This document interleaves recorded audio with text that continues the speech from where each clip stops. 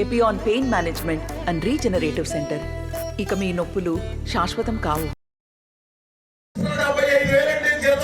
మరి ఆయన చేసిన 2 కాలంలో మరి 3 లక్షల జీతంతోనే అంటే సుమారుగా ఈ 17 కోట్లు కూడా ప్రభుత్వం లెక్కండి. మన మార్కెట్ వాల్యూ ప్రకారం అయితే సుమారుగా 80 నుంచి 100 కోట్ల రూపాయలు ఆస్తి అండి ఇది. అంటే మీకు ఉదాహరణ చెప్తున్నాను, ఇక్కడే సుమారుగా 20 సెంట్లు కొంటే 1 సెంటు 10 లక్షల రూపాయలు కొంటే అదే సెంటు ఈయన గవర్నమెంట్ లెక్కలో 50,000 చూపించారు. అంటే ఎంత డబ్బు, ఎన్ని కార్లు, ఇవన్నీ ఎక్కడి నుంచి వచ్చాయి, మరి ఏ రకంగా సంపాదించారు అనేది త్వరలోనే తేలుతుందండి. అలాగే ఆయన దగ్గర ఉన్నటువంటి చాలా మంది ఈ వెనకాల క్షమించే వాళ్ళందరూ మా సార్ వేప చెట్టు కింద ఉంటారు, మా సార్ వేప చెట్టు కింద ఉంటారు అన్నారండి.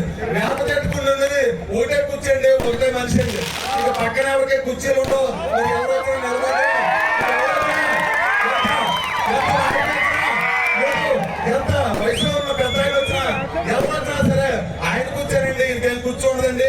అయితే మీరందరూ కూడా గమనించాలి, ఒక వేప చెట్టు కాడ కాకన్నా వేప చెట్టు కాడ వెనకాల ఉన్నటువంటి 7 కోట్ల రూపాయల బిల్లుని కూడా చూడండి అమ్మా.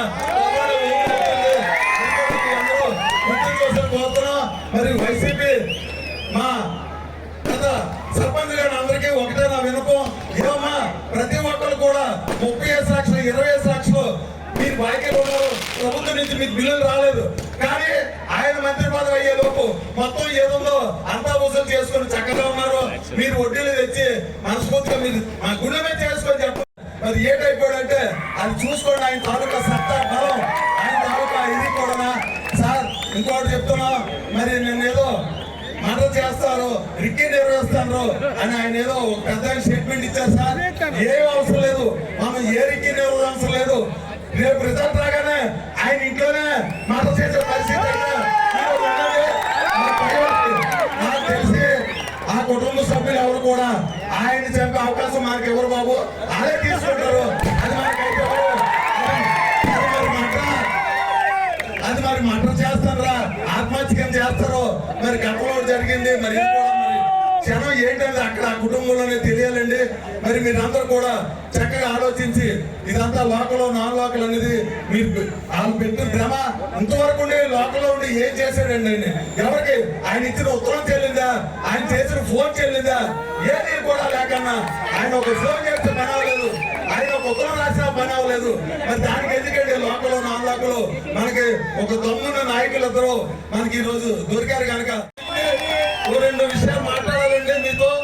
మరి ఈ రోజు ఏదైతే వార్డులో మన మీద ప్రత్యర్థిగా పోటీ చేస్తున్న వ్యక్తులు ఏవేవో రకరకాలైనటువంటి లోకలు నాన్ లోకల్ అనే సమస్యలు తీసుకొస్తున్నారు అన్నప్పుడు ఇప్పుడు దాకా కూడా మరి ఒక డిప్యూటీ సీఎం గా పనిచేసి మరి ఇక్కడ శాసనసభ్యులుగా పనిచేసి ఆయన ఉండి ఇక్కడ లోకల్ గా ఉండి సాధించింది ఏంటని మీరు సభాముఖంగా అడుగుతున్నామండి.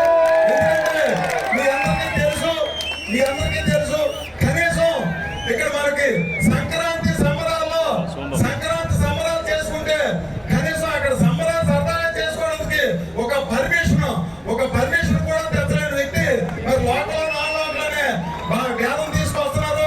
పక్కన ఉన్నటువంటి విజయనగరం జిల్లా వాయుపాడులో మంచి సంబరాలు చేసుకుంటే ఇక్కడ లేని పరిస్థితి. అలాగే మరి ఆయన ఏదో మరి మన మాడుగుల్ని అభివృద్ధి చేశాను, ఎంతో డెవలప్మెంట్ చేశాను అంటున్నారండి. ఇప్పుడు నా దగ్గర ఉన్న కాగితాలన్నీ కూడా ఆయన గత 3 సంవత్సరాలు 3 ప్రయోగంగా ఎఫిడవిట్లు దాఖలు చేసినటువంటి ఎఫిడవిట్లు అండి ఇది.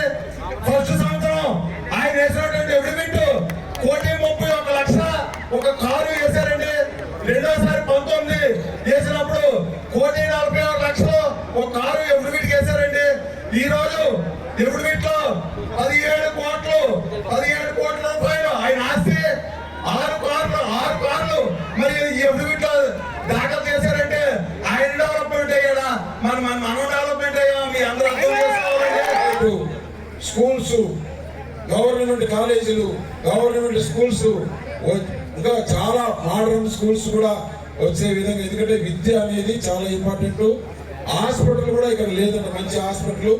తప్పకుండా 4 మండలాల్లో 4 హాస్పిటల్స్ వచ్చే విధంగా, ఉండే హాస్పిటల్ మోడర్న్ చేసే విధంగా చర్యలు తీసుకున్నామని తెలియజేస్తూ ఆయన్ని ఏ విధంగా పార్టీలో ఎవరు ఊహించినంత విధిగా ఆయన గౌరవం ఉంటుంది. ఆయన ఏ విధంగా డెవలప్ చేయాలా రాజకీయంగా అది మాకు వదిలేయండి, మేము చూసుకుంటాము, నా గుండెల్లో పెట్టి చూసుకుంటాము. రామమూర్తి రెడ్డి గారు కానీ సత్యనారాయణమూర్తి గారిని తెలియజేస్తూ వారికి సాగరంగా స్వాగతం పలుకుతూ వారి భవిష్యత్తు బాగుండాలని వారిని ఆ దేవుడు ఆశీర్వదించాలని కోరుకుంటూ సెలవు తీసుకుంటున్నాను. మన మాడుగులకు అదృష్టం వచ్చినట్లే, ఆయన వస్తున్నాడంటే ఆయన వెంబడి పరిశ్రమలు వచ్చినట్లే. ఆయన వస్తున్నాడంటే ఇక్కడ నేషనల్ హైవే రోడ్లు 4 లేన్ల రోడ్లు తీసుకొని వచ్చి, ఎందుకంటే దీనికి చోడవరానికి నేషనల్ హైవే లింక్ లేదు, స్టేట్ హైవే లింక్ కూడా లేదు. స్వాతంత్రం వచ్చినప్పటి నుంచి ఇక్కడ ఎంత అభివృద్ధి జరిగిందో రాబోయే 5 సంవత్సరాల్లో అంత అభివృద్ధి చేసి తీరుతామని చెప్పేసి ఇక్కడ మంచి నాకు చెప్పాలంటే కూడా చాలా విషయాలు ఉన్నాయి, సమయం లేదు. చాలా సిగ్గుచెట్టు మాధూరులో ఇంజనీరింగ్ కాలేజ్ లేదంట. ఒక్క 6 నెలల్లో నేను ఇంజనీరింగ్ కాలేజ్ పెట్టిస్తాను. 6 నెలల్లో ఇంజనీరింగ్ కాలేజీ, ప్రైవేట్ కాలేజీ నేను తెప్పించి పెట్టిస్తాను. అలాగే ఒక గవర్నమెంట్ ఇంజనీరింగ్ కాలేజీ వచ్చే విధంగా కూడా ప్రయత్నం చేస్తాను. అతని వల్ల అవుతుందనే పేరు తెచ్చుకున్నానా లేదా? నిన్న బీజేపీ నుంచి ఒక గంగాధర్ అనే కార్యకర్త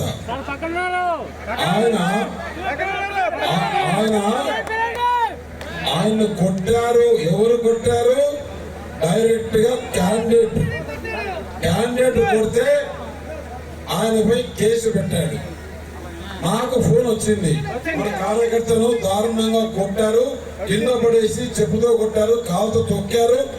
పోలీసు ఎస్ఐ నరేంద్ర అనే ఈ దేవరాపల్లి ఎస్ఐ ఎదురుగానే కొట్టడం జరిగితే ఎస్ఐ పై అతను కాపాడి తీసుకొని వచ్చాడు. అలాగే అప్పారావు ఆయన పక్కనున్న ఆయన, వీరందరూ చేస్తే కేసు పెడితే వచ్చి చూడండి అని చెప్పారు. సరే వెళ్దామంటే ఇంత కథనంలో మేము తిరుగుతా ఆ గ్రామంలోనే మేము ఊపు తెచ్చుకుంటాం, చూద్దామా ఖబర్దార్ అని చెప్పి హెచ్చరిస్తున్నా. నేను వెళ్తా, ఎవరు అడ్డుపడతారో చూద్దాం. ఏమనుకున్నాను? తమాషనా చేసి చూపిస్తా. నాకు ప్రతి ఒక్కరి గురించి తెలుసు, నా దగ్గర మొత్తం వీడియో ఉంది. అందరూ దొరికిపోయారు. మొత్తం ఊరికి తిప్పుతా, ఊరికి బట్టలు తిప్పుతా. ఏమనుకున్నారు మీరు? నేను ఇంతకన్నా ఎక్కువ మాట్లాడదలుచుకున్నా. చేసి చూపిస్తా. అయిపోయింది ఇలా పని. అబ్బా కూతురు పని అయిపోయింది. ఒక కన్న కొడుకును ఏ విధంగా చూశాడో మనం చూశాం. ఇతను ఎవరు? వారి భార్య తమ్ముడిని కొడతాడంటే నువ్వు ఎంత మనిషి అనుకోవాలి. మేనత్తండ నువ్వు చేసేది అన్యాయం అంటే ఆమెను ఆ వయసులో పట్టుకొని కొట్టాడంటే ఇతను మనిషి అంట. ఇతన్ని రెక్కీ చేశాడంట. ఇతను పెద్ద ఇంటర్నేషనల్. అసలు రెక్కీ అంటే ఏదో చెప్పనే, రెక్కీ అంటే ఏదో చెప్పను. నేర్పించాలి. చదువుకున్న తర్వాత స్కిల్ డెవలప్మెంట్ సెంటర్స్ పెట్టాలని కూడా ప్రసాద్ గారు చెప్పడం జరిగింది. స్కిల్ డెవలప్మెంట్ కూడా మన విశాఖపట్నం, మన అనకాపల్లిలో ఉండే ఇండస్ట్రీస్ వాళ్ళు CSR లో డబ్బు ఖర్చు పెట్టాలి. కాబట్టి మాడుగుల్లో ఒక దాదాపు 300-400 మందికి స్కిల్ డెవలప్మెంట్ తయారు చేసే విధంగా, అంటే బ్యాచ్లుగా 3 నెలలకు 2 నెలలకు ఒక బ్యాచ్ ఉండేదిగా స్కిల్ డెవలప్మెంట్ పెట్టిస్తానని చెప్పేసి తెలియజేస్తూ, అలాగే మాడుగుల్లో ఒక SEZ ఒక ఇండస్ట్రియల్ క్లస్టర్ తీసుకొని వచ్చి ఇక్కడ యువతకు ఉద్యోగాలు తీసుకుంటామని చెప్పేసి ఈ 7 నియోజకవర్గాలలో మాడుగుల నియోజకవర్గానికి మొట్టమొదటిగా ప్రాధాన్యత ఇస్తారు. అది మన ప్రాంతానికే ఖర్చు పెట్టాలి. ఈ నాయకులు దోచుకునేదానికి ఆ డబ్బులు తీసుకుంటారు కానీ ఈ ప్రాంత రైతాంగాన్ని గురించి ఎవరు ఆలోచన పోయిన దిక్కు లేదు. వీరికి అంత అవగాహన కూడా లేదు. చెప్పడం జరుగుతుంది. ఇది నిజంగా చాలా మంచి ప్రోగ్రాం, చాలా ఆలోచన.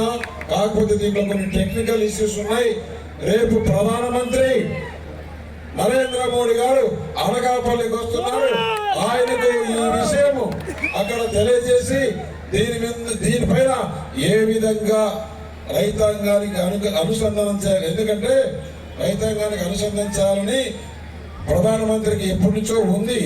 కాకపోతే ఎలా చేయాలి, ఏ రైతుకి చేయాలి, అందరూ రైతులు నాకు కావాలన్నప్పుడు ఏ విధంగా చేయాలని దీని మీద ఒక సర్వే చేసి ఒక కమిటీ వేసి దీన్ని త్వరగా రైతులకి అనుసంధానం చేసేదానికి కృషి చేస్తామని చెప్పేసి తెలియజేస్తున్నాం. నమస్తే అండి.